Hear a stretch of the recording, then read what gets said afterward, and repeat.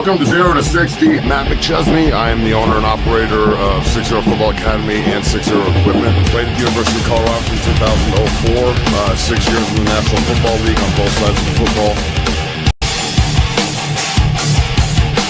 That was his dream to play for Colorado. And McChesney grew up in Colorado, always wanted to be a Buffalo, has had a great career. I'm Matt McChesney. This is 0 to 60. That is Coach Prime. We're at the University of Colorado. Brother, thank you so much.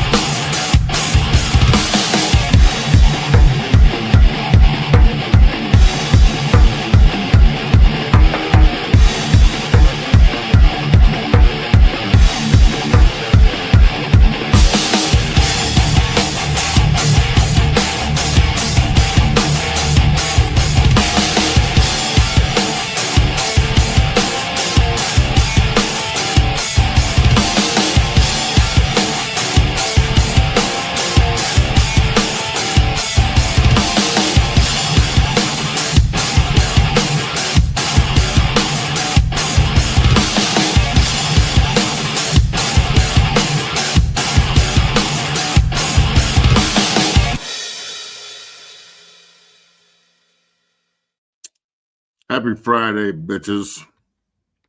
This is 0 to 60. I'm Matt McChesney. Bailey's on the ones and the twos. And oh boy, do we have a show for you today. We're going to talk buffs and NFL and betting and a bunch of other bullshit.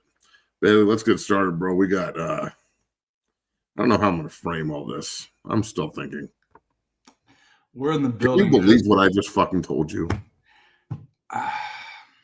The future of Colorado Buffaloes football is certainly concerning, but we are here to provide you with all the news and the best insight possible. 0 to 60, the premier show for Colorado Buffaloes football coverage, brought to you by FanDuel, the Believe Network, and Delete Me. We'll do a little read for you guys in the second half of the show after the first commercial break. But Matt, it's Friday before Colorado takes on Utah this weekend here. And boy, oh boy. Utah last week. Or excuse me, before Colorado takes on Arizona this weekend for homecoming here. And boy, oh boy, Matt, there's a lot on the line. Colorado's backs are against the wall, to say the least. What is going on with the Colorado Buffaloes? Arizona is rolling. Certainly, it's going to be a much tougher matchup for CU than last season, to say the least, Matt. And I want to start off by showing this. Ray Lewis spoke to Colorado before they take on Arizona and called them out, basically. I'm going to keep it real. Called out Colorado, and I want to get Matt's take. Wait, Ray Lewis was in Boulder? Yes, spoke to the team. Fuck yeah, dog. I'm trying to hear this. Take a listen. But I told him, like, if you trust what we do, this is special. What that man did on the island, what Marshall Falk did, what Warren Sapp did, I watched what Warren Sapp did in front of me. I watched what dominance looked like. I watched what assignment, alignment, and technique meant. Assignment, what am I supposed to be doing? Alignment, where am I supposed to be? And that other one, that's between you and you. Because that's when you get to dance with somebody on the other side that say they better than you. But Buffaloes, I'm telling you, if you watch it on film, there's no camaraderie. There's no brotherhood. You putting on the same uniform, but you walking out with different spirits. If you don't change the way you think, who you are by yourself defines who you are when the lights come on. And if your heart is free, you walk on the field, everybody sees it. God gave each one of us a gift. It's a gift. And there's something about that gift. He will never take it away from you. Your gift is not how fast you run. It's not how high you jump. Your gift is inside of you. And he's going to leave it there. And it's up to you to use it. That's why it says your gifts run hand in hand with your curse. Because just as so as you're talented, just that much laziness is in your life. Detours, distractions. I saw them ruin careers. God damn. Yeah, I did. God fucking damn, Ray. Look, I think he's the best linebacker that's ever played.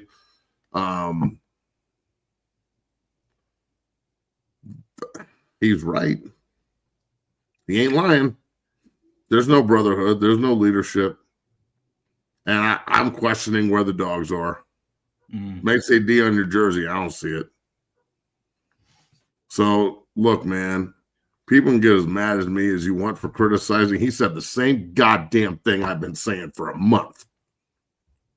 How much do I talk about this shit and how important it is to come together and fucking play for each other and shit, which they do not do. So, look, that's one thing. That's awesome. Ray Lewis is there to talk to you. That's fantastic. I hope you get the fucking message. I hope that it gave them goosebumps like it did me. Yeah. I hope it makes them want to run through a wall and fuck somebody up like it did me. I always thought about it like that. It's a game within a game. I play 3 technique. I play nose tackle. I play center. I play guard. The other guy has to deal with me the whole fucking game. I'm not dropping into space and shit. I'm putting my hands on someone every single motherfucking play. And until we have, and that's what Ray did. Ray played middle linebacker. He may drop into coverage every now and then, but somebody's getting fucking popped. Cracking somebody, exactly. And look, I understand we don't have Ray Lewis, and we don't have Marshall Faulk, and we don't have Warren Sapp. We damn sure don't have Deion Sanders. I get it. But that doesn't mean that you can't be inspired by something that you hear. But what is it going to fucking take, guys? What's it going to take? Look, I'm questioning both. From a coaching perspective, as a guy who's very vocal as a coach, I am super vocal. I talk a ton of shit. I'm loud as fuck. I curse. I'm on your ass. I expect you to do things right. But I also am a demonstrator and showing you how to do it right and doing drills that actually fucking translate in order to get better. And a long track record of NFL Hall of Fame type players. I don't know if any of my guys are going to be Hall of Fame worthy or not. We'll see. Okay, but long-time NFL starters and Super Bowl champions and shit, all the way through college that know it works. So as a coach, are you just going to be the yeller? I can find anybody to do that. Well, you sound like a fan. I can do that. We know you can do it. Can you teach them how to do it? And I think that there's a disconnect on information that I've received, and I'm not going to throw a source under the bus, but there's a disconnect between the teaching and the coaching. You can't just demean, and they're getting paid, so you're demeaning someone you're an employee. In the NFL, it's like, look, if they have to challenge you as a man in the National Football League, you're not going to be in the fucking NFL very long, dog. You're going to get cut and moved on. They can't cut you in college. So you're just demeaning the fuck out of someone that can't do the job over and over and over again until you get them in the transfer portal. That's not going to lead to them getting any better. You're stuck with who you got. And now with one transfer portal cycle, you better figure out how to motivate, educate, and develop fifth-year seniors at this point, because the older guys on this roster are the worst players. And they're bringing a ton of bad habits that they learned from other places to Colorado, and we're trying to throw it in a mixing pot, and you don't have a stabilizer like Shador or Travis Hunter or Horn or Wester, or like they're just different cats. They didn't go through a year of 4-8 together and say enough is enough. And I thought they underachieved last year, for God's sakes. They should have won 11 games, won the Big 12, and been in the fucking playoff. Yeah. And it doesn't think that's a fact. You're a fucking idiot. You didn't watch the games. The Nebraska beat our ass. You find a way to fucking to go beat K-State, and you probably played for the Big 12 title last year because Kansas beat the dog shit out of them. I agree. I'm not going to sit here and act like we're going to make that one work. Devin knew we're crazy. Yeah. That was a fucking beatdown. But look, man, I think that there is two-way street here. There's a disconnect between the coaching and the teaching and the players. There's a huge problem there, in my opinion, and it's got to be rectified. It's got to be fixed. And that starts with the coaches humbling themselves and understanding not everybody's a first ballot motherfucking Hall of Famer.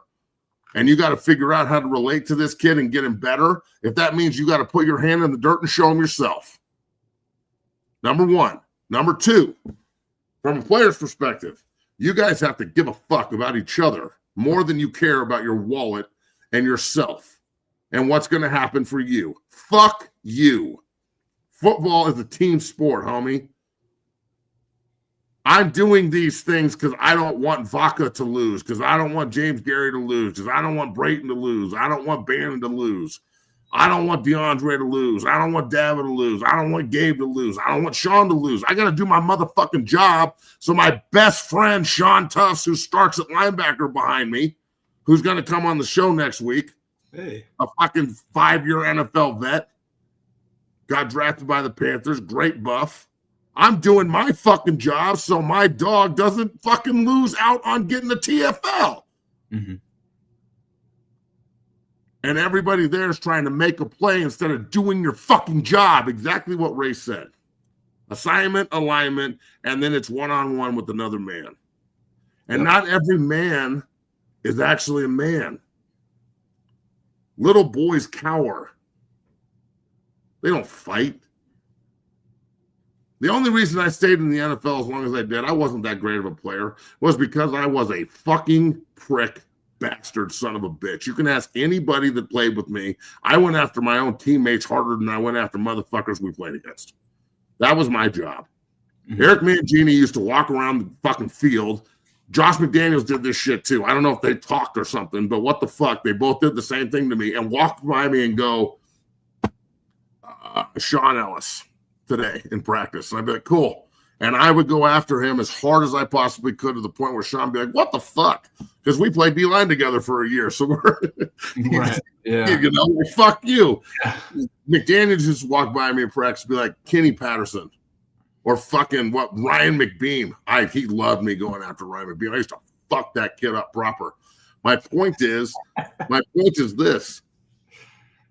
You have to figure out who the fucking leaders and the alphas are inside the pack before you can ever control everyone in the pack.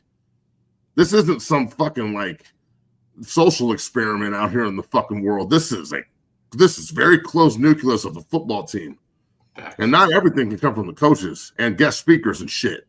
You can only hear so much of that before you check out. And then I guarantee you there's fucking guys in the room, 5th-year seniors probably, who are checked the fuck out. Who are like, oh, Ray Lewis is here to talk to us. Oh, well, Michael here. Like, even I was like, oh, another celebrity to talk to him.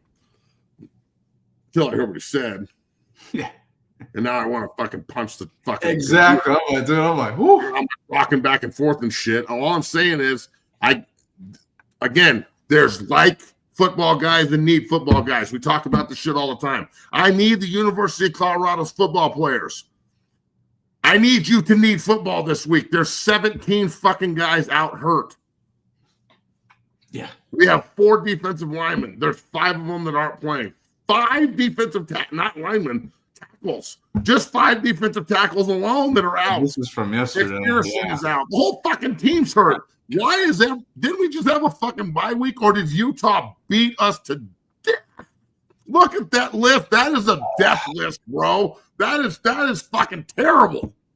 That is Utah going, you're hurt. That looks like the body bag game from the fucking Eagles Redskins in the 90s. Holy God in heaven. I mean, you're missing McPherson and Hill. Those are huge losses in my opinion. Not having. Look, I'm going to tip my cap to that kid. Xavier Hill has come in here and been a fucking pro. Mm-hmm. The fact 100%. That they are not. The fact that they do not run 15 to 20 deuce-heavy blocks behind Hill and Seaton with a fucking fullback and a tight end and run vertical is criminal. It is fucking egregious. Criminal. Because you know what no one else has in college football? There's like 10 teams that have this. There's like 10 teams that have a 3 technique that's proficient enough to make plays and play the fucking B gap and play double teams and make plays and tackles and like sacks and shit. Maybe 20 guys. Maybe. Mm-hmm. I don't know if Arizona has one or if they just got some big motherfucker that's going to 2-gap. We can't move him with Hill and Seaton, and Hill's out this week. But the fact that we don't do it we're not going to do it with the new guy, whoever plays guard. Seaton's going to move around. Way to give away the game plan. Let's discuss that, Matt. Look, bro, if Jordan Seaton lines up in Wildcat or catches the ball, I'm going to fucking lose my goddamn mind. That's my next point. He did. I'm going to lose my mind, bro. My head is fucking explode. Because knowing us, they'll put him at tailback and he'll get fucking hurt. And I'm not trying to jinx him, but that, God forbid that fucking happens, bro. He already plays a violent enough position. Why he doesn't need the ball? Can we not do any more gimmick, stupid bullshit? Did anybody see the fucking offensive trick play they ran last week where they lined everybody up and like on the 3 offensive linemen and Seaton's on the hash? What the fuck are we doing? What are we doing? You're not fucking tricking anybody with this shit. Well, I know you don't like. I know Salter's struggling, but even when he got the call, he's like, "What the fuck?" And then Jordan Seaton out of fucking the side. I'm like, "What?" Like I almost look, dude. Look. I gotta fucking like kind of change my tune here a little bit. And you know what? I can sound like a hypocrite all I want, and I can condescend myself all I want because I'm a motherfucking American, and my fucking own brain can change the way I think at any minute if I get new information. I feel bad for Salter. Salter is not in an offense that conducive to him being fucking good. He's being forced to play Shador's offense, being ran by a guy who hasn't fucking ran an NFL offense in over 10 years, I think. Like Patty's a great guy, but this is the offensive game and what's going on in college football has passed his ass by. And he is so vanilla and so easy to deal with. And Salter has so much pressure on him to do all these NFL reads he's never had to do before, and they're fucking the kid over. If they ran the offense that Georgia Tech runs and hired somebody that knows how to implement it and pushed vertical with that massive offensive line and multiple tight ends and multiple pullers and a fucking quarterback that stuffed it in there 20 times and then backs that did it another 25, you control the time of possession. Your shitty defense wouldn't be on the field all the fucking time. Your quarterback who runs 4.6 would actually run 4.4. Your backs would be going for 300 yards a game. We'd be physical. We'd be tough. We got the offensive line to do it, but we won't fucking change because we're stubborn and we're Hall of Famers and shit. That shouldn't have, no air quote that they are Hall of Famers. Right. I'm saying come on, man, just change. Fire Pat, elevate someone else. Andre Durant was in the NFL for fucking ever. He knows how to run the football vertically. That's the most physical football player I've ever played in my fucking life. You don't know he thinks he knows how to teach it? Why is he in the box? Why isn't he on the field with the kids? It's another question for you. What do you think of that? Player that teaches out of those 3 guys on the field. Put Gunnersath in the box or Coach Hang. Put the motivator in the fucking all-pro guard on the field.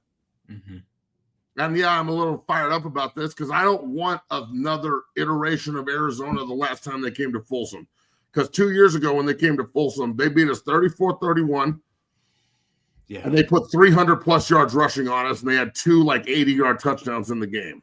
I don't want to see that shit this weekend. But then again, we have 4 guys playing fucking 3 technique. And you know what, guys? I'm not trying to be overly harsh or anything, but you can either do that job or you cannot do that fucking job. And it doesn't seem like we can do the job. So don't be mad at me if you should be playing nose tackle or offensive line. I got moved to O-line when I couldn't do it anymore. It's okay. Be a fucking man, though, and go play hard. How about this? Play with some passion and some aggression and some goddamn, some fucking intestinal fortitude. Act like you have Colorado on your chest and your fucking name on the back. Exactly. And your name is on the back of your fucking jersey. Your parents' name is on the back of your jersey. Everyone that sacrificed for you is on the back of your jersey. They look bad when you look bad, and we look bad. So we either put up or shut up at this point. You go out to Arizona and lay a fucking egg at home in front of a sold-out crowd that's trying to support you. The season's fucking over, homie. We're not going to win another fucking game. You go out and play the way you're fucking supposed to, you win this game by 2 touchdowns. Fact. And I mean, Matt, they got to play for the name on, like you just mentioned, the name on the back of the jersey. That's what it comes down to. But I want to play Coach Prime's comments on Jordan Seaton possibly playing. Look at this. This is what's wrong with our fan base. What? Oh my God, he yelled. How do you want me to say it? Everybody, Keep it everyone, hold on, Bailey. No Let offense. me get this out. Everyone, try hard. Come together. We'll say kumbaya. Yeah, that's what that strikes me as, that Zen shit. Everything's Like, gonna yeah, be with all due okay. respect, bro. Go. You're enough. Go. You're doing great. Blue ribbons for you. Go play hard, my son. It doesn't matter if you win or lose. We're at Colorado, where we'll just fucking brush it under the rug and forget about it. It's all good. I don't want to yell or show any emotion, because then I might offend the fucking absolute pussy motherfuckers in the comments that can't handle this shit and aren't cut for it. You don't want me to yell? Shut the fuck up, dog. God damn. You sorry ass. Yeah. Your kid plays football, shit. Darren fucking Teed, he's a target. My kid will eat your kid if they play. Fact. Matt, let's talk about Jordan Seaton possibly playing multiple positions. Don't yell, Bailey. Oh, no. Say it as nice as possible. There's a difference between calmly stating the truth and yelling like an unhinged female. You like, homie, you, with all due respect, you do strike me as what Matt said, the kumbaya zen type. Go fucking smoke a joint and Yeah, vote. dog, in here, Oh, if you want to goddamn. hear what an unhinged female sounds like, go play more human to human off White Zombie. I know you've never heard that before, but it'll give you a taste. Shout out to Philo Speaks for the donation. Appreciate you supporting the show. Matt, let's talk about Jordan Seaton playing multiple positions here. You already talked about it. If you see him lined up catching a pass or running the ball. If it works, I'll be cool with it. But I just don't. I don't think we should be focusing on trick plays and shit when we can't run regular plays. Let's take a listen to what Coach Prime has to say. Like, okay, Yeah. I got to get my get back on somebody. Yeah. I got to come on with it. And he's just really versatile. You may see him at a couple different positions this week. Is that right? Yeah. Now, I'm confused. He said that on Wednesday, I want to say. What, is he going to play guard with Hill out? If you do play him at guard, can you double team with him? Yeah, sure. Because he's pretty good. Like we mentioned, run a nice double team, take out the fucking. I could see them maybe doing a Trent Williams thing where he's the like off the ball tight end that pulls and like murders some poor bastard at the point of attack.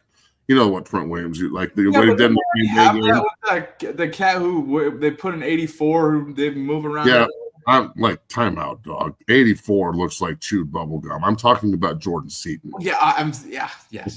You can the 49ers can run out any practice squad motherfucker and line them up, and I ain't gonna be worried about it. But I look over there and Trent Williams is fucking about to it's a pull little the different. tight end and run dead down my face. I'm gonna be fucking like, whoa, why is Trent Williams lined up like that? What the fuck? Yeah, that would be intimidating as fuck. But then you also have to have 5 other motherfuckers that can block long enough for him to get over there. That's true. Now, And Hill's out, and Hill's got a back concussion. He's not playing. So, prayers up the hill. 17 guys. So this is equivalent to. I'm sorry to cut you off, but this is what I do. Think about it like this: if Utah and Colorado went into a like dark hallway or an alleyway, a dark alleyway to fight, 17 of our guys didn't come out. 17. And they don't even have, this is something else I heard. Check this out. We don't even use all of our scholarships. He's never used all of his scholarships. There's only like 74 guys on scholarships. He has 85 to give. So not only have they not offered the top players in Colorado, and they don't recruit them seriously, but they have 11 scholarships that are just sitting there and not being used. We're not even maximizing our roster. I swear to God, we're not even maximizing. That is straight from Brian Howell's fucking mouth. Wow.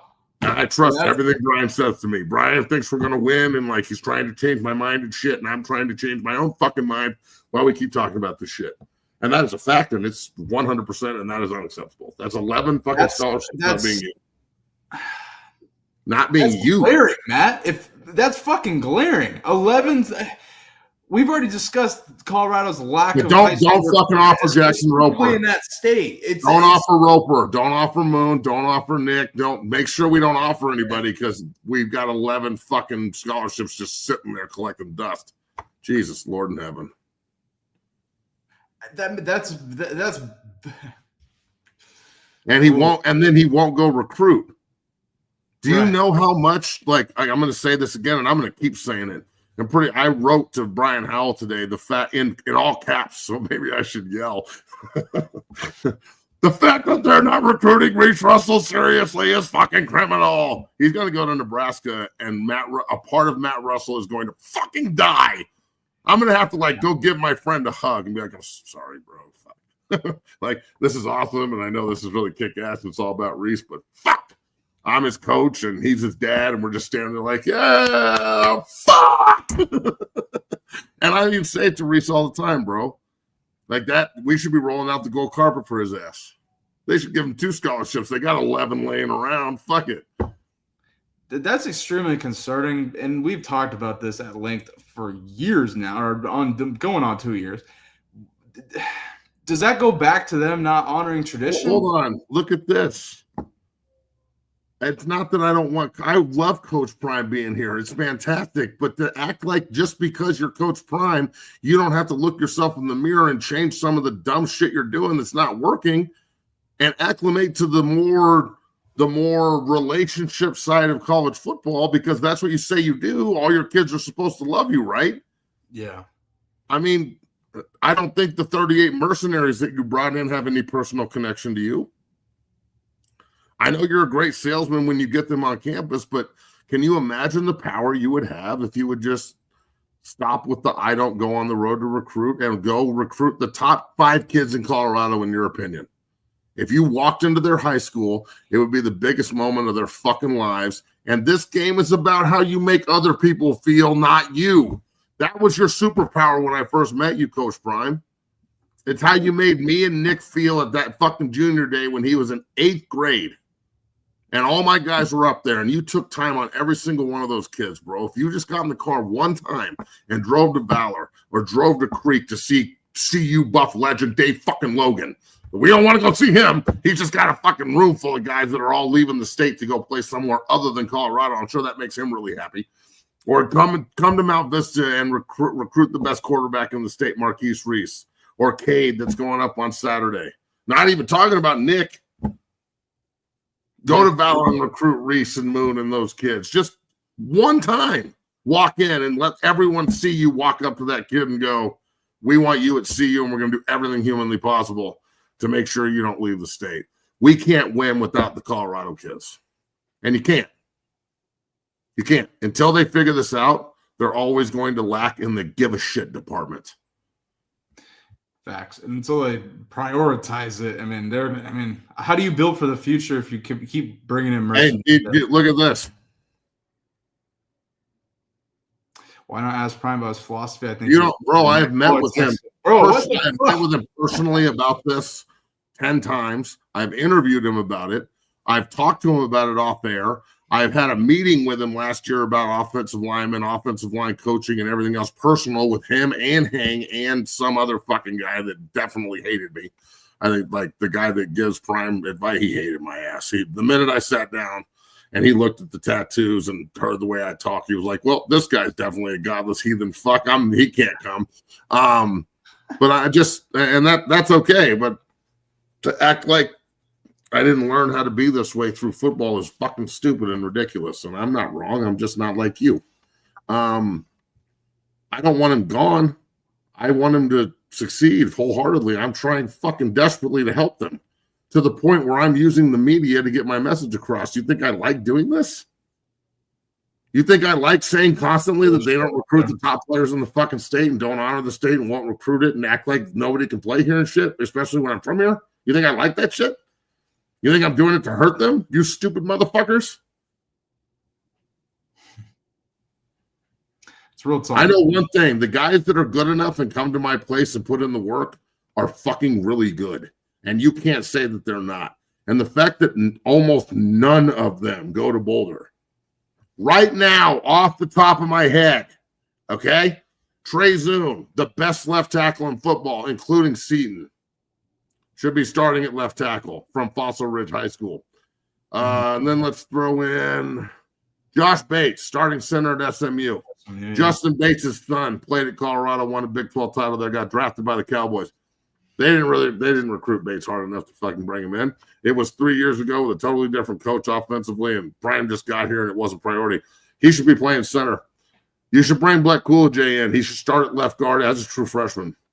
Seaton can play right tackle or put Zune on the right. Doesn't really fucking matter. They're both great players. Wherever. And then the right guard, let's go. Fuck it, man. We'll get Deacon Schmidt in there and throw Deacon in and let him play. Yeah. From OU. I mean, that's just. Or fucking go and like when they didn't bring Drake Nugent in, or when they let Jake Wiley and Austin Johnson leave, or Casey Roddick, or like it's stupidity. Well, it doesn't make sense. A priority to them at all, and then go recruit Roper and go recruit Reese, guys that already know all these guys and train with them, and then you can develop them behind them. And then you just got a room full of big, nasty-ass motherfucking Colorado boys who give a shit about this place. I don't get it. The resource in your own fucking backyard you won't tap into. You refuse to fucking do it. And Andre Gerard is in the room, and it still doesn't fucking happen. Because he doesn't have any, it's not his call. He's just one of 3 offensive line coaches. I'm not trying to talk shit, Dre. I love you, but what the fuck? Roper's still not offered. Guess where he's going this weekend? Oh, boy. Where is he going this weekend? Utah. Oh, of course. They've offered him, and they love him. And I talked to their GM today, and they're talking money and like. Yeah. But CU still hasn't offered this kid. So I don't get it. I don't understand it. I'm going to keep fucking drilling it. I'm going to keep talking about it. There's about 8 other guys in my program right now, from Devin West to Nick McChesney and Davis Moon and Waylon Day, and that's just 4 of them. They're all fucking babies, all trying to get better, that should all stay home and play in Boulder. But you got to fucking do something about it if you're going to do something about it. Facts. Flower said Bucky's not posting anymore. The boys' spirit is gone. No, I'm like, this is where you're at. No, what are we going to post off 53-7? Everybody getting fucking murdered? Yeah, like you got that point. Put the fucking cameras away. It's exactly. Anything he were to post that would be perceived as them not taking it seriously would only hurt more than it's already hurting. 100%. I'm kind of glad that they just put the fucking cameras away. I'm kind of glad. Until you earn the right to show everybody what we are truly, you can't show everybody what they think we are. Let me reiterate that again. Until you reserve the right to show everybody what we really are, you can't show them what they think we are. Because they think what we are is 53-7. But what we are is beating a ranked Iowa State team and a really good football team at home. Because that's the real Colorado football team. If they'll ever figure out a fucking way to bottle that, that would have beat BYU, it would have beat TCU, and it would have beat Georgia Tech. It wouldn't have beat Houston. They fucked us up, and it wouldn't have beat Utah. But I don't think the team would have been the same at Utah in this big-ass game if they only had 1 conference loss instead of 4 or 3. If they were 3-1 in conference and had won BYU and had won TCU, right? Because they're 1-4 in conference right now. 1-4 in conference, and then they beat Iowa State. Who was their other loss in conference? Houston, yeah. So they were 1-3 at Utah. If they were 3-1 at Utah, playing for a chance to play for the Big 12 title, you think they would have shown up the way they did? I mean, it's hard to say that they wouldn't, but remember, we hung 56 on Utah last year. Yeah, so it's not like guys in that room beat their ass before. There should be no fucking like fear of the U. I don't get it.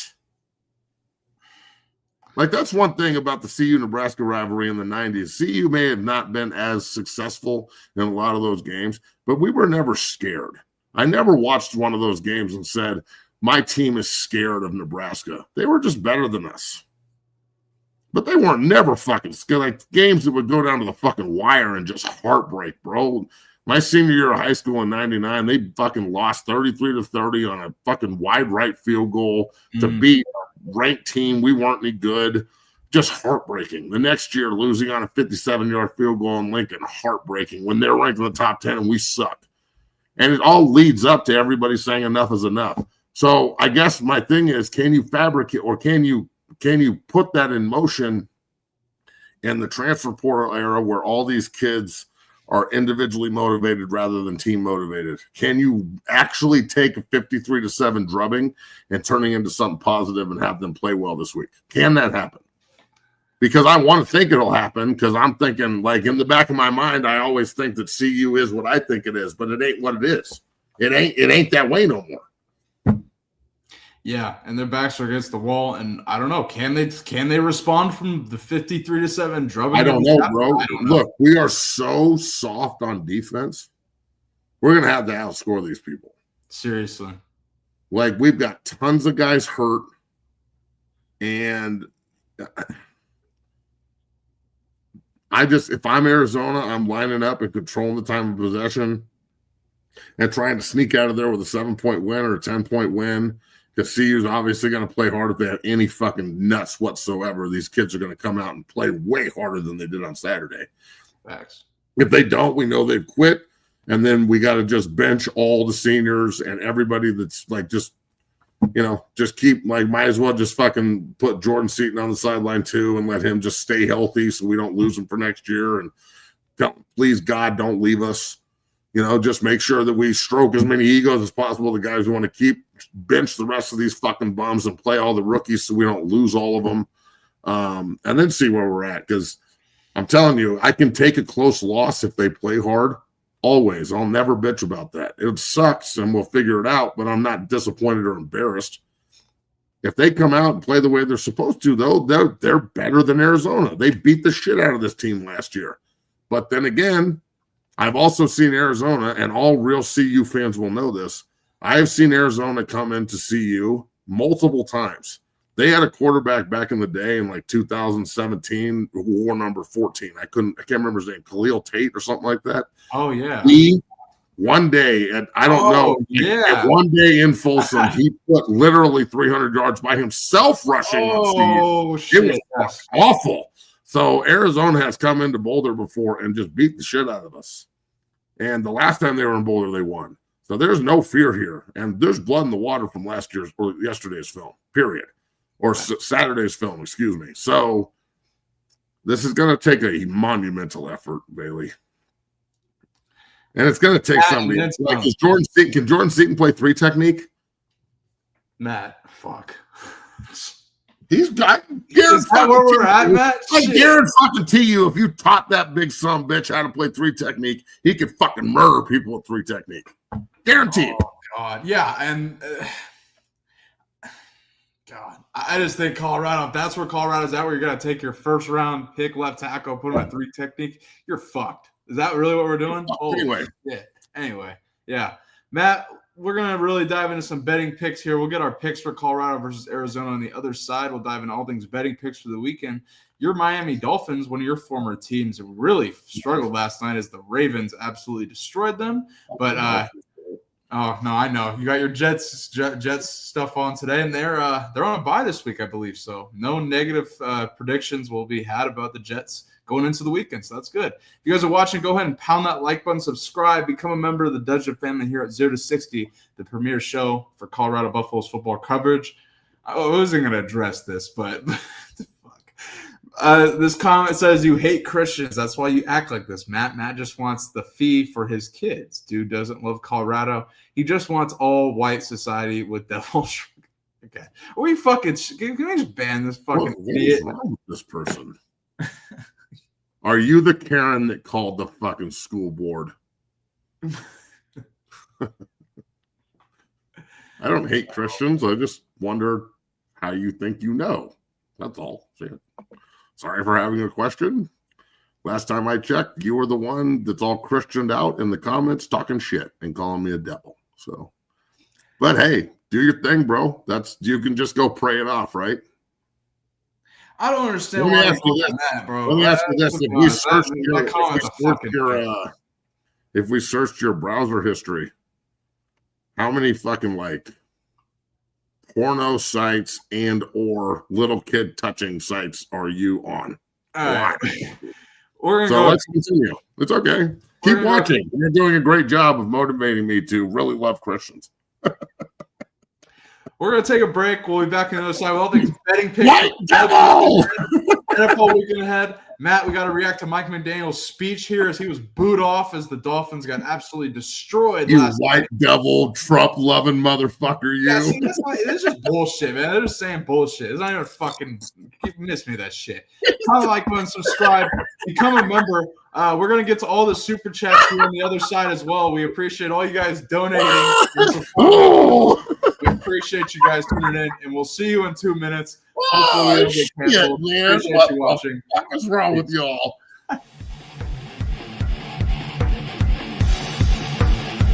Whether it's offensive linemen as they work combos and double teams and also pass pro and punch, I think the unique physicality of this is outstanding. So much so that you can use it for your shield on punt team or as you rush in the shield. There's so many different ways that we're using it. We get better a little bit every single day, and I just wanted to say thank you because I hadn't ever thought of this, and when I saw it, it made total sense, and we're doing a great job with it. So thank you, man. Go Big Red.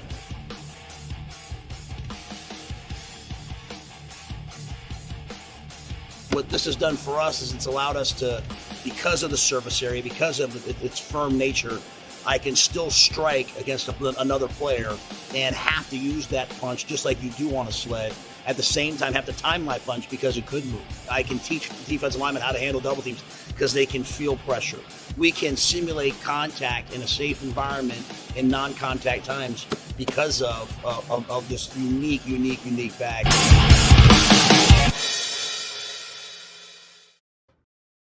Welcome down here to the Lab 60 Football Academy, 60 Strength and Fitness. I am your owner and operator, Matt McChesney. I just wanted to let everybody know that 60 is now on Cameo. You can go on Cameo and request any tips for training, any offensive line, defensive line tips, recruiting tips. I get so many inquiries in my inbox on a daily basis about tips and can you look at my film and can you do this? Can you break down something for me? I'd love to. All right? It's like the Joker said, my man, right here. If you're good at something, never do it for free. So Cameo is now your bridge to 60 Football Academy. Go in, request what you want, tips, suggestions, recruiting, film, and we will make sure that you get the absolute best from the best. So check out 60 on Cameo at 60 Academy. Cameo, 60 Academy. Cameo, 60 Academy.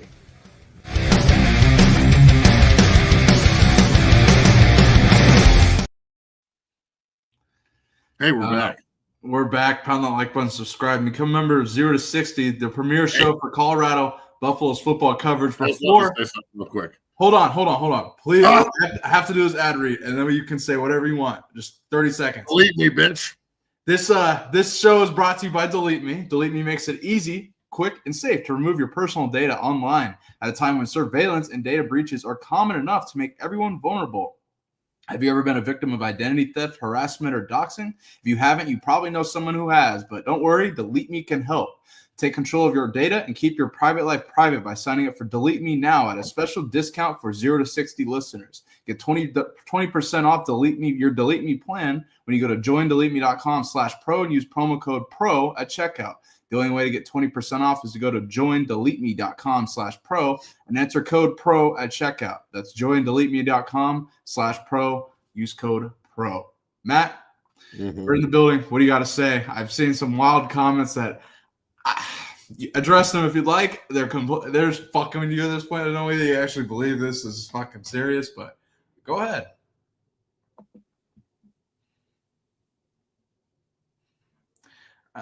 That's also a wild comment, but that is nothing. But I'm gonna run with it. So what you're gonna tell?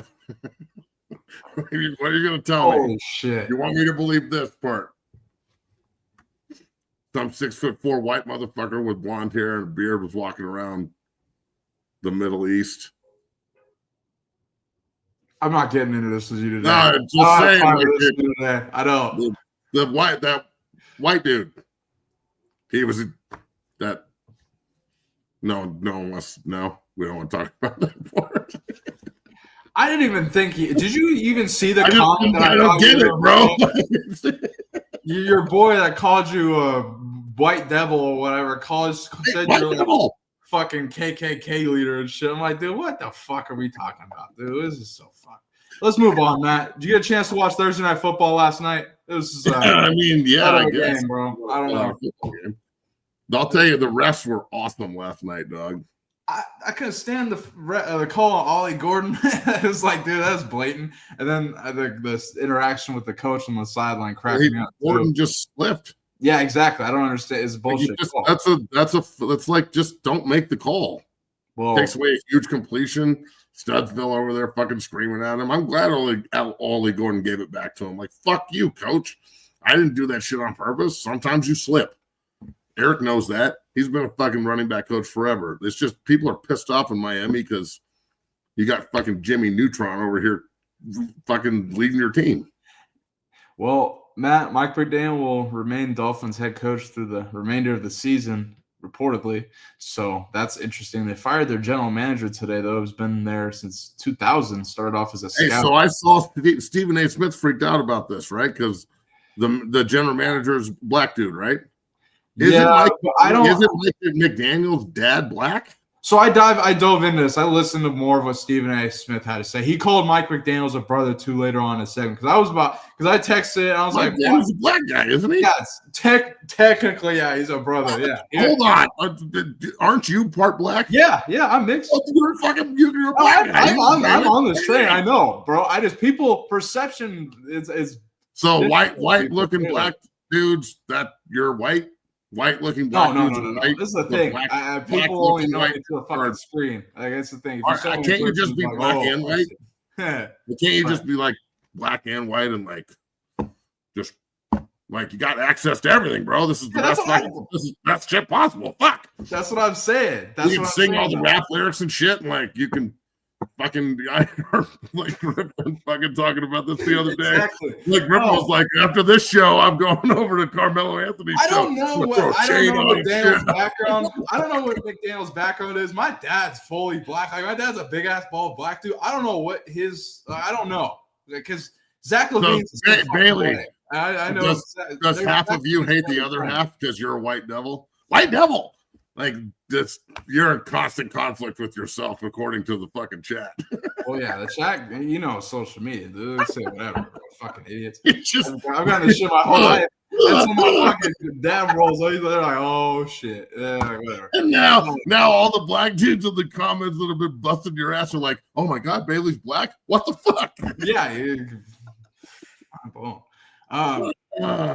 Matt, do you think the Ravens can save their season?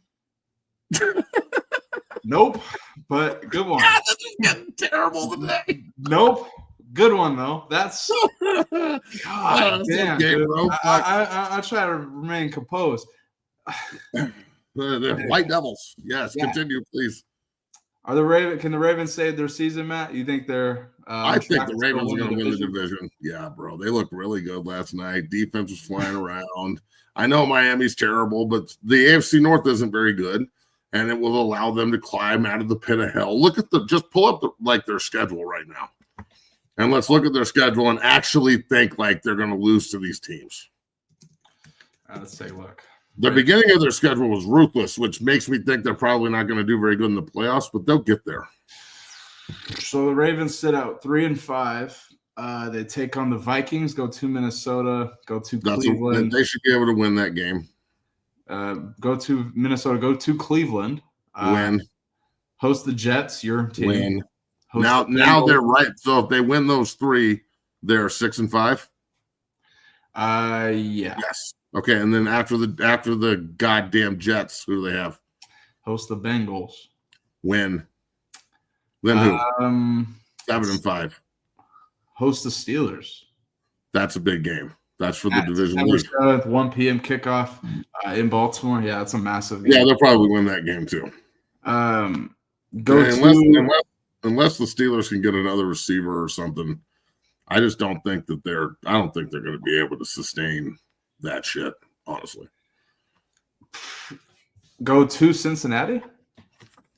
I think fucking Lamar tears Cincinnati up in Cincinnati, bro. It's interesting to see if Burrow can ever come back this season. I don't know, but Flacco. I did 20. Yeah, see Marquise Smith with a Z. He knows. I did 23andMe, bro. 1.74 or something like that Nigerian. That's right. 23 God damn. That's exactly.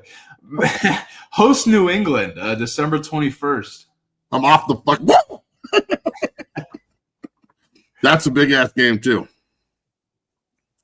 We'll just go over the top on them. Play a little fucking quarters coverage. Go over the top like New England does. I'm not getting into this. I want to get JB a T-shirt that says "Just go over the top." Just quarters coverage, but. I'm not getting into this shit today. I'm also not defending fucking Mina Kimes taking it. He's so angry. I thought I was mad, bro, and then I met him, and I was like, "Fuck, I'm calling." The internet reaction is unfucking believable. This is crazy. It's so funny that anyway. I love my job. Let's nice go to Green Bay, December 28th. Oh, what the fuck? I clicked back on the. Wow. All right. Also, another big game. Look, I think they'll finish probably. They're probably a 10-7 football team, and that'll probably win the division. At least get them in the playoffs. If I don't know, win the division. Do you think? I don't know. They got to beat Pittsburgh. That's going to be the determinant, in my opinion. Pittsburgh's not really good, bro. Aaron Rodgers ain't taking them nowhere but retired. I'm not out on the Steelers yet. I think they can figure it out this season. If they can figure it out defensively here. Yeah, I know. Aaron, you think it's struggle? I don't know. It's early. Give it time. Let's discuss Mike McDaniel's comments, though, on being booed out of the stadium, etc. Matt's upset because he can't get a CU coaching job. I swear to God, we discussed this. Sucks, bro. Thanks for rubbing it in, Dick. Mike McDaniel's on being booed. Okay, we're doing okay. We got shit figured out here in McChesney land. But yeah, that did suck. Thanks for rubbing it in, fucking jerk. Take a listen. I personally, it's you want to dictate the terms, you want to fix stuff, and yeah, it sucks. That sucks. All of that does. But. I think it's a pretty consistent formula of fans enjoy winning, and so our expectation is that we have to do the work and do the right things for fans to enjoy the experience, and unfortunately we didn't do that tonight, so we got to get back to work to give them something to cheer about. I can't believe this shit, dude. Like, it's like he's like, you hear like chuckle in the middle. I'm like, dude, you're just fucking with people. I don't get it. You really talk like this? It's crazy. Look, man. Oh boy, Jimmy Neutron's got to go. It's over. Jimmy Neutron.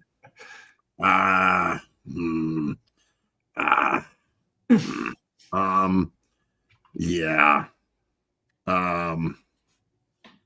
Yeah. Got to play better. That's pretty much what this motherfucker just said.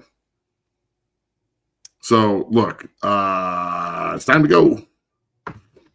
Door's right over there. The other guy just got let go. Your time ain't far behind. In Miami, it's time to stay healthy. In Miami, let me reiterate, it is time to stay healthy. Did you see Tua lay down last night? Oh, I didn't. Did you see Tua lay down on the field last night? Did you see that motherfucker lay down on the field last night? I was going to ask you about his comments about the crowd, but no, I didn't see him physically lay down. Tua is a bitch, dog. What do you He is a bitch. I don't care how fucking nice he is, or what fucking church he goes to, or how many kids he's got, or any of this good guy bullshit. That is one entitled little fucking spoiled bitch ass quarterback right there. Let's slap the fuck out of that fucking pussy, dude. He just laid down. And then listen to this shit. Ravens fans, it maybe got a little muffled with my cadence and the crowd noise. So, we kind of talked about that on the sideline after and got that corrected. At home, huh? He is just awful player too. He cannot get it together. He's awful player. I don't know. It's I think the Miami Dolphins are crumbling like we predicted at the beginning of the season. I don't know how this is sustainable. I'm shocked after. I mean, did you watch the broadcast last night? They're just showing all these fucking fans are just like I don't know how that. Yeah, bro. If you watch this fucking idiot play, he is terrible, dog. Yeah, Tua is struggling, and he is so uninspired. We got a full 60 minutes tonight. It'll only take 4 hours. And you're sitting there like, what the fuck did this guy just say? You see McDaniels on the sideline calling, but he's just like, fuck, dude. Like you can see his face. I'm like, holy shit. I actually was approached about doing this. Stand-up comedy. Yeah, I actually was approached about doing it at Comedy Works. Oh, big back in the day. Yeah, and I never did it. So I could probably do that. I would just probably go up there and just start roasting random motherfuckers. Like, what's that comedian that just goes up there and talks to the crowd? Big dude with the fucking beard, and he's nasty as fuck. I can't remember his name. All tatted up and shit. Fuck.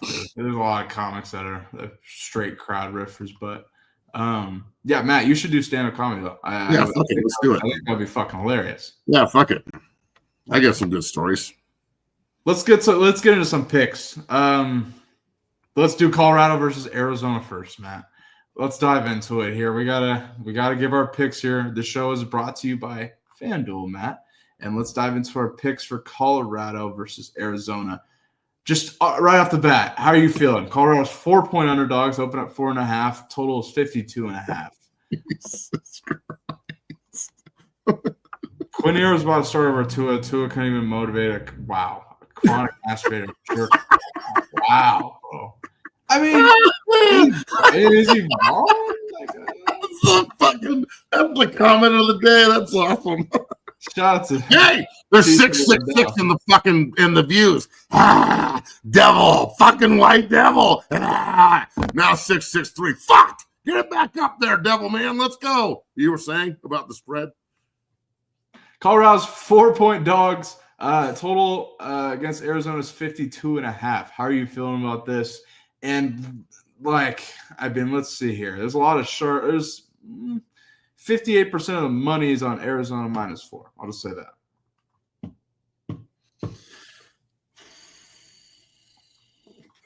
We're gonna win. I'm taking the bus money line.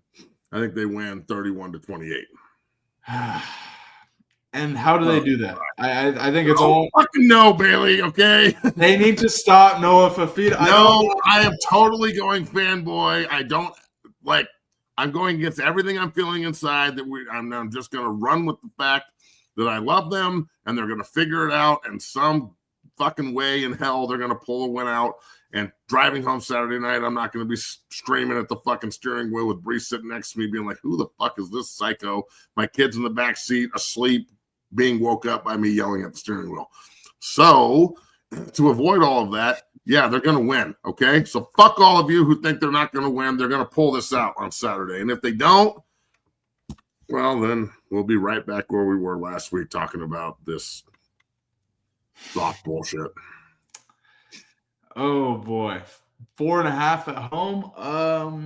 31-27. So that covers your Arizona bullshit, right? That makes the bus cover. Yeah, that does. The Buffs still cover 30-27 if Arizona. So you're taking Arizona? I'm going to take Colorado +4. There you go, Bailey. That's my pick. I'll give out some picks that I'm full on wagering, but if my pick for this game here, looking into it, I'll take Colorado +4 because this is for the season. If they don't, this is it. This is really, can they save their season here? This is it. So I'd say Colorado +4 with their season on the line. I don't think Juju's playing, but I think Salter. Juju ain't playing, dog. He's coming around the mountain. What the fuck does that mean, man? Don't know. What does that fucking mean? All right, let's go. He'll be coming around the mountain when he comes. Hey, he'll be coming around the mountain when he comes. Hey, what the fuck are we talking about? Let's start with Penn State, Ohio State here. We'll get to Oklahoma, Tennessee later. But Ohio State, Penn State. Ohio State's 18.5-point favorites. Kind of an odd number against Penn State. Not gonna score. Yeah, you're probably right. Ohio State 41, Penn State fucking 0. This game is going to be a fucking slaughter. I'll take Ohio State 27-3. Okay. That's my prediction. Also a slaughter. Yes, exactly. Going to another 12 p.m. kickoff here on the East Coast. Miami takes on SMU, going to SMU. SMU's 10.5-point dogs at home, Matt. How are you feeling about that? I think SMU pulls the upset over Miami and ends their season. Yep. Wow. I'm riding with my dude Josh Bates. I'm riding with my dudes Josh Bates and SMU, and I think they're going to pull the upset. I think the U is going to be tired and trip to fucking Dallas, and they played in Florida all year, and this is like their first really hard road game. And SMU is a good team, and they've just been underwhelming this year. This is a huge game for them. I think they're going to win. God damn, dude, the people will kill me in the fucking chat. You know, people make these fucking accounts. Big kid. Come on, guys. Holy shit. You guys in the chat kill me.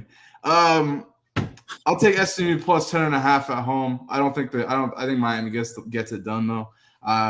Something tells me it's building up to the end of the year with Miami, but we'll see. It's Stanford. They certainly started off. Three ACC teams are going to get in. Nah, I still think that it's the two teams that play in the ACC title game will get in. Conference and will happen. But Virginia, Georgia Tech, and Miami, none of them play each other. So if Virginia Tech and Miami, Virginia's got Cal, and Georgia Tech's got. Is it possible that the SEC beats up on each other enough to get 3 ACC teams in? Well, not if Miami loses to SMU on Saturday, but if, say, they win and Georgia Tech wins and Virginia wins, Virginia and Georgia Tech are going to the ACC title game. You're going to leave out an 11-1 Miami team that beat Notre Dame. See, this is where it gets real fucking. And then Notre Dame's going to get in too with 2 losses, and Miami's not going to get in. Notre Dame, you're going to have 3 ACC teams. So then what? Let's say that the Big 12 title game is undefeated BYU against undefeated Cincinnati. Or no. Holy shit. That would be undefeated BYU against what, 1 loss Cincinnati? Because they lost to Nebraska, right? But they're undefeated in conference. So you're telling me Cincinnati loses the Big 12 title game after winning every game and they're going to be penalized for that? I don't make the rules, Matt. Well, this is going to be fucking. Last year was crazy. This is about to be going to be going down. Yeah. What's the next game? Let's say Vanderbilt beats Texas. What do you think about that? I think Vandy they could easily. Do they have a shot? Fuck yeah, bro! They had lost to Texas at home last year on 1 score. Mm-hmm. Arch Manning is good, and he had a great game last week until he got knocked the fuck out. Remember, Arch Manning got knocked out of the game in the end of it. I think Vanderbilt will take it. I think Vanderbilt could easily win at Texas. Texas isn't special. Texas is paid. Texas ain't special this year. They're probably a year away from being really good if Sarkisian even stays there and doesn't jump to the league and go coach the fucking Titans or some stupid shit. Why would you do that? Dumb as fuck. Well, it's a Nashville, get Cam Ward. I mean, there's just the thing about Georgia keeps winning. How do you keep them out? Vandy keeps winning. How do you keep them out? Alabama keeps winning. How do you keep them out? A&M keeps winning. How do you keep them out? Ole Miss keeps winning. How do you keep them out? You're going to have 5 fucking SEC teams? And then what in the Big Ten? Indiana's in. Ohio State's in. That's it? You're only taking 2 from the Big Ten? I feel like Texas somehow wins on a game-winning field goal. That's what I think. But we'll see. I think what if that seed wins out? They don't play Indiana or Ohio State. You think SC has a shot of winning? I think No, they're I'm losing saying, this look weekend. at But the you're saying what hypotheticals if? here. Look at the hypotheticals that could happen in all the conferences, okay? You could have 3 teams in the Big 12 that are all worthy, and the loser of the Big 12 title game could get excommunicated from it through no fault of their own. You shouldn't be hurt for playing in the conference title game. That's supposed to be a good thing. Because you'd argue that if Cincinnati goes on a run and they finish undefeated in the Big 12, and their only losses to Nebraska is a good team, they finish with, like, say, 9 wins, but then they lose the Big 12 title game, they're out. But if they wouldn't have played in it, they'd be in. That's fucking crazy. So all I can hear what you're saying is this is like leading to expansion of the college football. You're gonna have to, bro. God damn. And this is, I mean, how do you feel about that? Expanding? I think they should expand to at least 14 or 16 and play the first 2 rounds on campus and get rid of the fucking bowl games. The bowl games can be for the teams that don't make the fucking playoff, but you have to have 7 wins. No more 6-win bowl game shit. You have to go 7-5 minimum. They need to, as the conferences grow, they need to expand the number of games you play. And then they need to split teams into divisions, and you just need to figure out, you need to win your division and then be a wild card. That's the way it's going to mature. Because this, like, pick'em shit, people are going to get left the fuck out that have every right to play for a national title. And, brother, I've been on a team that got picked not to play, and it is fucking heartbreaking. When you fucking earn the right to play for a title and you don't get to, it is fucking heartbreaking, dog. From a fucking computer? Yeah, you guys got screwed. And I'm not saying we would have picked it's that already at 12. I'm not opposed to it expanding. I just, the pushback of quality of play within the games in the early rounds. Yeah, I could totally get that. But I think as, you know, teams start. Yeah, but hold on. This isn't basketball. This is football. True.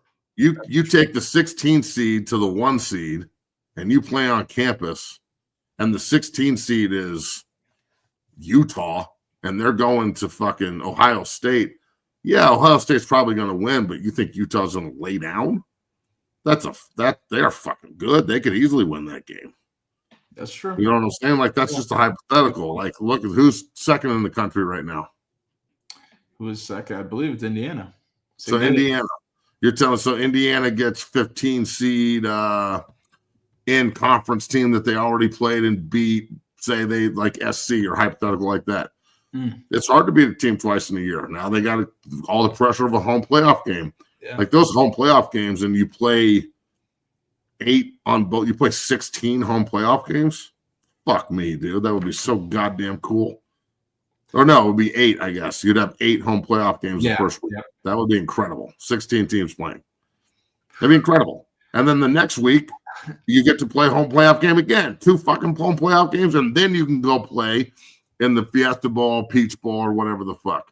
But like this bye week and just not have a home playoff game after you earned a bye is fucking stupid. Yeah, neutral. I think it's only a matter of time with what you're describing, though. Expansion. It has to be. There's too many teams that are getting fucked. But now they have to win and finish and like make the problem a reality. Because if people start losing, then it's it is what it is. True. I think Clack came on here about a year ago and kind of described how it's expanding and how it's kind of inevitable. So I think it's only a matter of time with that, Matt. Look, bro, Indiana could be the best team in the country for all I know. They are fucking loaded. They're rolling, and this is like, I mean, they got some serious talent, serious athletes. Big. How do you feel about them going to Maryland this weekend here? It's going to be an interesting matchup. Obviously, Maryland has the true freshman quarterback we mentioned yesterday with our Julian Lewis conversation, Malik Washington, and they are 21-point underdogs in this matchup against Indiana and Kurt Signetti. How do you feel about this game? I think it's a lot of points, but I think Maryland can certainly put up some points and try and keep up against Indiana. I think 21, I would take Maryland plus 21 personally. I'll take Indiana. Really? Yeah, I think they'll win by more than 3 touchdowns. They're fucking good, bro. Their defense is legit. They are super fast, and that head coach has got them fucking humming. That is true. And they don't miss anything, dude. They're my favorite team to watch because it's just clean. Yeah. There's not a ton of penalties. There's not a bunch of missed assignments. There's not a bunch of missed tackles. There's not a bunch of, like, the screenplays work and the fucking play action works and the run game works. And defensively, they know how to read a key and strike with their hands and shed and make a play. And I hate defenses where the D linemen are just block catchers. I hate it. Like, you're a defensive lineman. You're the point of attack. It's going to come to you first. Exactly. So, like, watching CU, our defensive linemen let the ball run by them so much. It's called shed and tackle. You know, that's like, if like defensive line stats and shit, I had 60 tackles as a senior as a 3 technique. That's a fucking ton of tackles as a 3 technique. That's shedding blocks and making tackles. You're the point of attack. You got to make those plays. And I don't know. I think that that's what Indiana does. They are fucking ruthlessly good all over the board.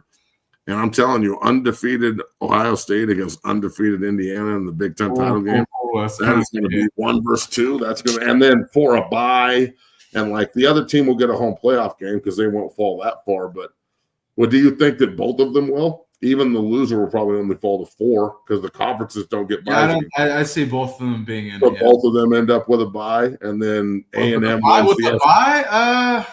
Whoever loses, I doubt. They're not going to fall out of the top 4. They go to 5, yeah. Depending on how they. Okay, A&M and Alabama play for the SEC title. A&M rolling, by the way. You know it. Zooms down there. I think A&M wins that game just because I'm going for them, obviously. But I'm taking Nick to Alabama next weekend on a recruiting trip, which is awesome. When I talked to Coach Kapovic, he's like, yeah, I'll bring Roper down. And his dad, make sure you bring your son. And I'm like, cool. And he's like, yeah, we really want to get eyes on him. He's got to come to camp. And I'm like, are you fucking with me? And he's like, nope. And I was like, cool, we'll be there. Let's go. Nice, man. Yeah, so I just think there's tons of different circumstances here. Like, we can go over all these games and shit, and that's cool. But just think about every one of these teams we're talking about. Every one of them. Ohio State wants to be playoff bound. Oklahoma and Tennessee both want to be playoff bound. Miami wants to be playoff bound. Vandy and Texas are both still alive. Indiana's still alive. Georgia's still alive. Texas Tech and Kansas State, astonishingly, are still alive. Kansas State can still win the Big 12. Yeah. SC's still alive with 1 loss. Nebraska's still. If Nebraska wins this game and they win out, they've got 2 losses. You're going to keep 11-2 Nebraska out of the fucking playoff. Georgia Tech's undefeated. Cincinnati's undefeated in the conference. That's where game day is this weekend with Utah at Cincinnati. This is fucking nuts. They've got to figure out. They have to, like this. Don't you think it would be better with divisions instead of just free for all in the conferences? I feel like with divisions, though, isn't that a scenario where if you're in a certain division and let's say, can't you get screwed? Yeah, that happened all the time. Yes. Yeah, that's what I was saying. So I'm like, my senior year, we won our division at 4-4, but in the South, Oklahoma, Texas, and Oklahoma State all won 10 games, and we're like, and all finished. They just beat, Oklahoma State didn't beat Oklahoma or Texas. Texas and Oklahoma, fucking Texas lost to Oklahoma. But that should have been Oklahoma, Texas for the Big 12 title. We got to play because of division. I don't know, man. I just don't know how to solve the Georgia Tech, Virginia, and Miami don't play each other thing. Right. 100%. Like if Miami wins out and they're 11-1 with wins over Notre Dame, okay, and everybody else they beat, and their only loss is to a ranked Louisville team, who easily could play for the ACC title still. Exactly. If they win. And then you got undefeated Virginia and undefeated Georgia Tech playing. You can't kick the loser of that game out. Again, you can't say that you didn't earn it just because you go play for the championship game and you play in another game for a title. But then you're going to keep Miami in. So there's 3 spots. There's 5 SEC teams that we just said will probably all get in. And 3 ACC teams, that's 8. The Big Ten's only getting Ohio State and Indiana. I can't believe that the Big Ten would only allow 2 of their teams in. And there's this is going to get really interesting. Big 12 and Notre Dame. Who gets left out? Notre Dame could get. I think Notre Dame's getting left out. Notre Dame is going to feel the wrath of not being in a conference this year. That's what's going to happen. You know what I'm saying? That could be a real possibility. That's like that game against SC that they won. SC has 2 losses, excuse me. That game that they won against SC is huge for them. It doesn't really mean that much for SC because it's not a conference loss. They can go on a run and still fucking have all their goals in front of them and win the Big Ten if they lose in Lincoln, it's the season's over. And let me just say it right now, that's one of my upset picks. I think Lincoln. I wouldn't be surprised at all if they win, but I also wouldn't be surprised if SC wins. So that's going to be a great game. You know, the Oklahoma-Tennessee game, it's an elimination game, period. Mm-hmm. Because those are 2 teams we didn't even bring up when we said the 5 SEC teams that are getting in. Mm-hmm. Bro, this is getting fucking nuts. Play out, dog. Well, it's getting fucking crazy all day. Let's dive into picks here. You know what? Oklahoma, Tennessee here, 7:30 p.m. Eastern time out here on the East Coast. Matt, how are you feeling about this matchup going into it? I like the Vols here. Tennessee's 3-point favorites, open at 2.5. How do you feel about this game? I think Oklahoma could start spiraling quick here. Yeah, I think Oklahoma is starting to feel the SEC drum now. They've got to win this game because they have Alabama next week. Mm-hmm.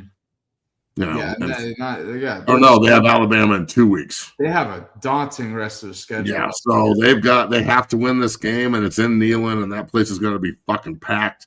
Yeah. I'll take Tennessee here too. I don't think Oklahoma can go to Neyland and win unless Mateer goes off and has like a Heisman moment.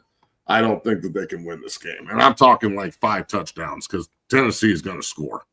Yeah, I agree. Give me Tennessee minus 2.5 against Georgia. I'll take them at that. I think they win by more than a field goal. Yes, 100%. Georgia, Florida 7-point dogs. Georgia's going to fucking shit. Georgia mud stop, but I agree. And the points, like they'll beat them by more than 7 too. I agree. Georgia knows that if they win out, even if they don't get to play for the SEC title, they're in. Facts. Short and sweet there. Let's go to Texas Tech, Kansas State. Kansas State. Upset. Oh man, I am. There it is. Because look, backup quarterback for Texas Tech is out for the year. Starting quarterback for Texas Tech has gotten his ass kicked 3 or 4 times this year and is 1 hit away from not playing. Or maybe they're playing the 3rd stringer. I don't know. But I know that Kansas State's back against the wall. It's a prideful fucking place. It's hard to win in Manhattan. Let me reiterate, as a guy who's won there and as a guy who's gotten his ass kicked there, I won there as a sophomore 16-6. We came back 2 years later, and Darren Sproles went for like 250 on us, and we got fucking rolled. Okay? So it's a hard-ass place to play, and I think Texas Tech is just I think Texas Tech is a year away. I think that they're going to be on the outside looking into the playoff, but probably make like, you know, unless the Cotton Bowl's a playoff game, the Cotton Bowl or some shit like that. You know what I'm saying? But I think Kansas State wins and keeps their hopes alive for the Big 12, even though they are slim. I'm torn on this one because I think Kansas State was I thought Avery Johnson was going to be, step up and become the best quarterback in this conference. He hasn't, but they're had a lot of close games this season, man. A lot of 1-score losses. This is Texas Tech a game though. I'll say that. No, it's going to be a great game. I don't see Kansas State folding, but this isn't the K-State team that lost to Army at the beginning of the year. This is a much better team. So, look, if I were a FanDueler this weekend, which I may be, I would take SMU, CU, Nebraska, and K-State as my upset picks and parlay them all together. Good picks there. Yeah, I would take Nebraska. I really like Nebraska against SC. Matt, we already talked about it. Let's go to Georgia Tech, NC State here, and then we'll close out with the Utah because that's going to be a hell of a matchup here. But how do you feel about Georgia Tech, NC State here? NC State got CJ Bailey, but I don't know. I'm pulling for Georgia Tech. I'm pulling for Georgia Tech. I really want them to go undefeated and make the playoff. Even if they have 1 loss and they end up losing to Georgia, although they get Georgia at home this year. Can you imagine undefeated Georgia Tech and Georgia at the end of the year? And just I have a game that doesn't mean a lot, but then like there is a circumstance. Check this out. There's a circumstance where Georgia Tech and Georgia can play in Atlanta. And Georgia or Georgia Tech wins. It doesn't matter. Both of them are in the playoff. And then say Georgia Tech goes to the ACC title game and wins. They can end up hosting Georgia again in the playoff. Yeah, that is. Yeah, So that'd be fucking awesome, dog. So I'm pulling for Georgia Tech. I think that they run NC State. NC State's defense is terrible. I'll take Georgia Tech and the points. Ooh, I'll take Georgia Tech. I'll take Georgia Tech to cover the spread, but I think NC State puts up some points. So maybe look at the over. The total's at 58.5 right now. Final one, Cincinnati, Utah here. Matt, how are you feeling about this matchup here? I believe Utah is like 10.5, I think 10.5 point favorites, I believe. Here, let me pull it up. But how are you feeling about this game? Roper's going out to visit Utah this weekend, so I'm rolling with the Utes. I think Cincinnati's good. Don't get me wrong. They're a good-ass team, and their quarterback's a dude, and they got a good defense. But Salt Lake City's just a different bitch. Like, that's one hell of a place to play, and I think Utah's on a roll, bro. Like, I don't know if they're going to be able to play for the Big 12 title because of that loss to BYU, but you never know. Look, I'll take Utah. Utah's got 2 losses here, but yeah, man. That's the thing. They're rolling, but we'll see. Sorsby, Cincinnati. I kind of like Cincinnati 10.5 here. I think that's a lot of points. Cincinnati's rolling, but also they play really well at home. They're kind of not the same team on the road at times. So I don't know. It's going to be an interesting matchup. I'd lean Cincinnati 10.5. I'm not betting it, though. Who wins the Heisman? Hayes King? Him, Mendoza? I don't know. That's a kind of a weird year. If Vanderbilt and Georgia Tech keep winning, I think both of them are going to be in New York. For sure. Bobby's definitely going to be in contention with Vandy. Definitely, 100%. No doubt. NFL picks for the weekend here, Matt. Let's just go real quick. My back hurts. Yeah, we're good. Rally them off here. Matt, go ahead. Just go down the list. Vikings, Lions. Here. All right, I'll take the Lions at home over the Vikings with McCarthy coming back. Definitely take the under in Houston, Denver. Those two defenses are going to come to fucking play. I don't care what the under is, take it. But I think Denver gets a tight win on the road over Houston. I'll take the Niners over the Giants. The Giants just have too much hurt in order to keep, push and dart out there and expect them to be successful. Take the Chargers over the Titans. The Titans are hapless. The Jaguars over the Raiders. Oh, man, that Seattle-Washington game, it seems like it looks tricky, but I think Seattle's really good. I'll take Seattle over the Redskins. I'll take the Bengals at home over the Bears. Packers over Carolina. Patriots over Atlanta in a Super Bowl rematch. That Colt-Pittsburgh game is going to be awesome. I think the Colts beat Pittsburgh in Pittsburgh. I'm not against you. Give me Pittsburgh, dude. I'm going Pittsburgh. I'm taking the Colts in that game. And then Rams beat the Saints. Buffalo, Kansas City. That's a great game. I'll take the Cowboys over the Cardinals. Buffalo, Kansas City. In Buffalo, give me the Chiefs. Ooh. Yeah. 3 picks that I like for the weekend here. I like Seattle at home against the Commanders, or Seattle going to Washington against the Commanders, excuse me. I think Seattle's rolling, gets it done. I think the Commanders struggle to stop Sam Darnold and JSN in the passing game. Raiders got Brock Bowers back, so I think they get it done at home against the Jaguars. I'm looking forward to seeing how Geno Smith can get him the ball, and goddamn, that team needs to win desperately. Steelers against Colts. I think Steelers get it done at home against the Colts. Colts are rolling, and everybody and their mama thinks the Colts are going to win. Give me the Steelers. Those are my picks for the weekend. Matt, any closing thoughts before you get out of here? Colorado's got a massive test. Backs against the wall as they prepare to face Arizona for homecoming.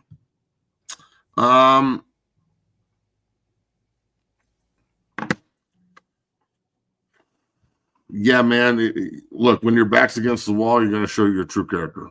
So, my senior year, we played Texas at home with Vince Young and Cedric Benson, rest his soul, and great offensive line team that won or only lost one game all year. Mm-hmm. Ended up winning the Rose Bowl against Michigan. And then the next year, they won a natty with pretty much the same team. Derek Johnson and guys like that. We got fucking rolled. 31-7. Our offense couldn't score. They put like 300 yards rushing on us, just kept handing the ball off for 4 yards to carry the whole game. It hurt. It was awful. Mm-hmm. We were counted out. Everybody wanted Gary fired. It was terrible. I know what it's like to be in that room when everybody fucking thinks you're terrible. But I got up and told the team before Gary could even talk at our team meeting the next day that we were going to go on a 3-game run and win the fucking North and go play for the Big 12 title. We had to win at Kansas, beat K-State at home, and go to Lincoln and win. And we did it. So at 1-4, finished 4-4, and got a chance to go play Oklahoma. Now, that didn't go so well, but at least we got a chance. So this is college football. You get to roll with the fucking punches, and they got fucking socked last week. So please, for the love of God, I don't care if you have to fake the enthusiasm about liking Colorado. Can you respect where you play, please? Please, players and coaches, will you coach like the coach you wish you had? Yeah. Instead of the guy you think you are. I need you to coach like the coach you wish you had when you were not coached correctly. Because every coach or every player alive, including you, Bailey, I know this, okay? Because for all you dumb fucks in the comments, you don't know that Bailey is a fucking multi-game starter at a great university. There's so many dumb motherfuckers out there that don't understand how this works. And then how many times have you heard being like, oh, I hate my coach, he doesn't teach me shit. Well, that's rampant in college football because we all talk. We're all in the locker room together and shit. You can't keep anything secret. If you have a bad coach, everybody knows, even the coaches. Yeah. So I will reiterate, please, for the love of God, coaches, coach like the guy you wish you had when you struggled. Because just demeaning with no direction is not going to work. But if you criticize constructively, even if it's harsh, and I'm a fucking devil-tongued son bitch. As they say, I'm a mushroom cloud land motherfucker. I'm Superfly TNT. Every time my fingers touch brain, boom! All right, look, you can be as devil-tongued as you want as long as you lead. But right now, the coaching staff, you ever seen that picture, that meme of all the fucking dudes pulling a brick and the fucking leaders on top with a whip? Fucking bang, and it says, boss. And then the next one at the bottom, everybody's pulling it together and no one's on top, and the guy's in front yelling at him to keep pulling, and it says leader. Right now, the coaching staff's sitting on a block whipping them and saying, hey, do your fucking job better, but not showing them how to do it. Do your job better. Do everything better. You got to act like a pro. They're not. You got to get in the dirt with them and fucking show them you care and teach them. Otherwise, they won't know. I know they look like grown men. They're not. I know you think everybody there thinks they're an NFL player. You're not. Yeah, like all I would say to that group right now, how many guys in this room in a month are going to be at Christmas talking to your relatives about what you're going to do after football? How many of you are going to quit injury IR for the rest of your career and get free school, which I hate free school seekers? Or the 38 mercs in the room. How many of you are pros? Xavier Hill's a pro. Who else? Arden Walker's probably going to get into camp. He's a pro. McKinley's a pro. Who else? Miller's not a senior, right? No. Thank God. The other Miller's not a senior, right? Nope, sophomore. None of our backs are pros. I like our center. I think he's a good player. He might be able to pull something late. Yeah. You know what I'm saying? But what I'm like, how many of you are prepared? Gentlemen, how many of you are prepared to never play again? Because that's at the end of the tunnel, homie. Right now, you are in a position where everybody looks at you and you're special and you get to put on that fucking uniform. Keep in mind that uniform says Colorado across the front of it, not Salter. That's on the back. Remember that. And in a month from now, you know what you're going to do? You're going to be in the fucking stands with me. Talking about the good old days and shit. Except there's a difference. When you play it to the bone, You're going to miss it. I miss it all the time. But I don't miss the bullshit. I miss the physicality. I miss, what did you just say to me? And I get to put these fucking mitts on you. I can't do that shit in the real world. Walking around Safeway bodying motherfuckers, that ain't going to work. Yeah. So this game is fleeting, as you know, Bailey. It came to end for you just like it does for me. Everybody, there's an end for all of us. Yeah, some guys like Mercedes Lewis. I played against Mercedes Lewis in college and shit. He's crazy. He's still playing football, crazy. Bro. Like, talk about being blessed physically. Goddamn, Mercedes. I tip my cap to that shit. It's incredible. But the majority of us, it's fleeting. You think you're going to play forever. You've been doing it your whole life. It's all you know. Your entire identity is wrapped up in this shit. Everybody sees you as a football player first. Mm-hmm. And you know what? Some of you have already checked out. You just keep putting on the uniform. So I don't care if it's false enthusiasm, but play for each other. Because when you look back, was my senior year the most fun ever? No, our coach got suspended. None of us got invited to the combine. People thought we wouldn't win a game. We were getting protested out in front of the fucking school because Coach Barnett said Katie Nida was a girl and she was terrible. And like, there's a bunch of rape allegations and shit from the school that I wasn't even there for, like wasn't even at school for, and the shit that happened way before us and all this negative shit. But the fact that we pulled off an 8-5 season and I have a ring upstairs, even though it's just a fake plastic piece of shit that I can show my kids and tell a story and walk into that place with my head high, knowing that I am still the last senior captain to win a fucking bowl game in Boulder. It's 2025, everyone. We haven't won a bowl game in 21 years. I take a lot of pride in that. So, and my teammates take a lot. It's homecoming. You know how many guys I fucking text with that are going, am I going to see you this weekend? You're fucking right. You're going to see me. I can't wait to see your bitch ass. They don't have that, bro. These 38 disperse. They may never talk to each other again. And that is heartbreaking. Are your best friends not your boys you played with? Oh, that's one. Exactly. You're fucking right, they are. Exactly. You're fucking right. The godfather to my children and shit. They're my brothers. These kids don't have that shit. They got 38 mercs. Yeah. Are you going to come together and fucking really figure out who you are deep down and play for each other? Or are you just going to fucking be an individual lying to the team? I don't care if you're selfish. Because in my opinion, you can't be any good unless you're selfish. I can't be the best version of a teammate until I'm the best version of myself. So I don't give a fuck if you're selfish. You can have selfish goals, but understand that without us, there's no I. Facts. So everybody up there, this is a fucking come to Jesus moment. And if you're not religious, then look inside yourself. Look in the mirror. Because I'm telling you, man, when it's over, you can tell as many stories as you want about being a bad motherfucker and yada, yada, yada. Tape don't lie, homie.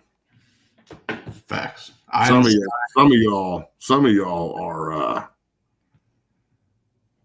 y'all would never put your highlights up. You just want to bury that shit. You don't want to remember it. I can't wait to post my shit when we're playing a team we used to play. Can't wait. Just to fucking give a throwback and like, hey, look, we used that. You know what I'm saying? Be proud of what you're doing. The only way to do that is to sell the fuck out for it. So please, for the love of God, act like the name on the front and the name on the back are equal. It's not the Colorado Primes. It's the Colorado Buffaloes. He's just the head coach. Coach is coach and lead. By example, stop just barking. Players, man the fuck up. Stop playing like little kids and shit. Stop with your emotional bullshit. I know you're all living in Boulder. It don't need to rub off on you this bad. 38 guys that aren't from there sure are adopting the fucking soft principles of that fucked up place. It's been like that forever, too. Trust me. The fucking people in Boulder don't like the football players. Those granola motherfuckers hate us. Stop trying to be all soft like them. It's okay to be a man. Act like one. That's what turns us around. Not feelings or emotions or any of that shit. Man the fuck up, do your fucking job, and play hard. Play fucking hard, dog. Act like the guy on the other side is keeping you from living.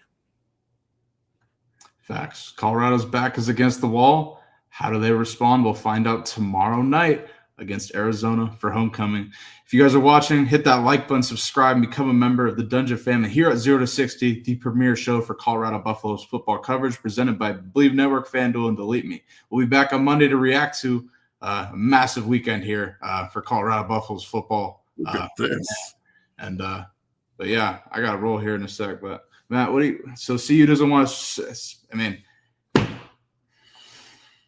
I'm not even going to say nothing. We know, I'm not going to comment on that either, but god damn, that got a motherfucker thinking quick.